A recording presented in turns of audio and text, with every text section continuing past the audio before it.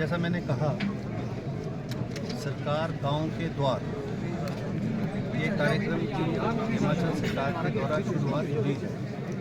अभिप्राय इस कार्यक्रम का है कि सरकार की नीतियां, सरकार के कार्यक्रम, सरकार के फैसले और सरकार के द्वारा शुरू की गई योजनाओं का लाभ गांव के स्तर पर हर व्यक्ति के द्वार तक कितना पहुंचा है, इसको विशेष रूप से इस कार्यक्रम के माध्यम से देखा जाए।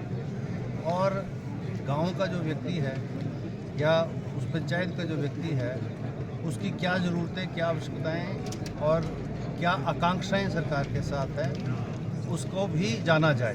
तो उस दृष्टि से ये कार्यक्रम जो है, जो चुनाव क्षेत्र तीसा से संबंधित जो पंचायत थी उसके स्तर का यहाँ पर हुआ है।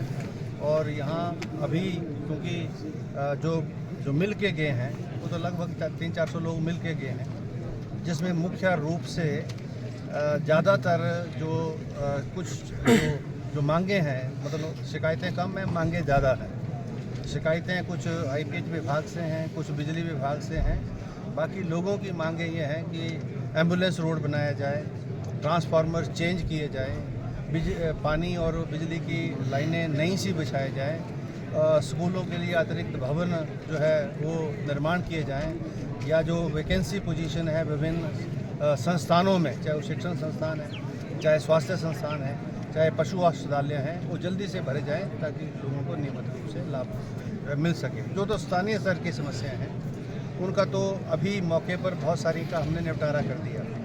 और जिनको थोड़ा समय लगना है, क्योंकि अगर पोल लगना है, तार लगनी है, ट्रांसफार्मर बदलना है, तो उसके लिए समय लगेगा। वो हमने अधिकारियों को जो है दे दी हैं और समय सीमा निश्चित कर दी गई कि जैसे ही अगली बार ये गांव के द्वार कार्यक्रम का आयोजन यहाँ होगा, क्योंकि ये कंटिन्यूस प्रोसेस है, तो तब तक वो समस्याओं का समाधान हो जाना चाहिए। अगर कहीं किसी भी विभाग को कोई कठिनाई है तो वो जो है जिला स्तर पर डीसी महोदय से संपर्क करें और उसकी सूचना डीसी महोदय के माध्यम से हमको मिले, क्योंकि हम डिस्ट्रिक्ट लेवल के ऊपर भी इसको जो मॉनिटर करेंगे।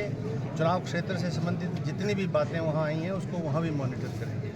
और जैसे अभी डिसेबिलिटी कैंप लगा है तो लगभग मेरे ख्याल 25-30 लोगों के मेडिकल सर्टिफिकेट बन चुके हैं अभी तक। ये शाम तक प्रक्रिया जारी रहेगी और जितने भी लोग यहाँ आएंगे डिसेबिलिटी कैंप के लिए, वो यहाँ जो है 5-6 बजे तक, जब तक वो जो है उनको सर्टिफिकेट नहीं बनते, तब तक सारे शासन प्रशासन के अधिकारी इसी प्रकार से हेल्थ कैंप में भी।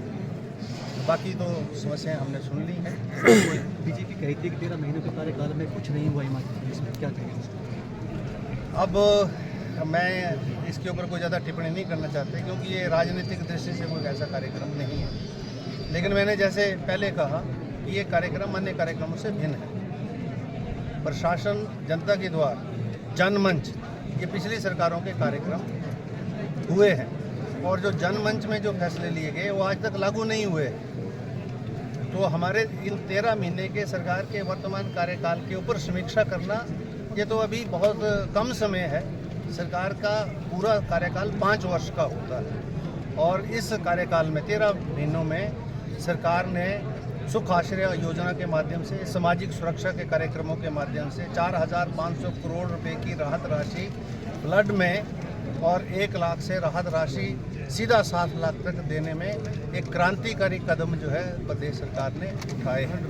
तो विकास जो है ये निरंतर प्रक्रिया है, चल रही है, इसकी गति और बढ़े, इसके प्रयास हैं। विभिन्न योजनाएं प्रदेश सरकार के अधीन हैं वो स्वीकृत हों, और जो प्रदेश सरकार के अधीन नहीं है, केंद्र सरकार से प्रायोजित कार्यक्रम है, तो वहाँ से भी मिले। अब जैसे हमने मांगा है 1200 करोड़ रुपया, तो मिला तो कुछ नहीं। हमने बहुत सारे प्रोजेक्ट्स भेजे हैं, जैसे अभी जो रखालू वाली माता का एरिया है उसके अंदर 50 करोड़ की सीआरएफ के माध्यम से सड़क परियोजना पिछली सरकार के समय में जो है गवर्नमेंट ऑफ इंडिया को, मिनिस्ट्री ऑफ सरफेस ट्रांसपोर्ट को भेजी गई, लेकिन वो मंजूर नहीं हुई। हम दोबारा से प्रयास करेंगे। तब तो डबल इंजन की सरकार थी, अब तो सिंगल इंजन ही है, बस सिंगल इंजन डबल इंजन से ज़्यादा काम कर रहा है। धन्यवाद।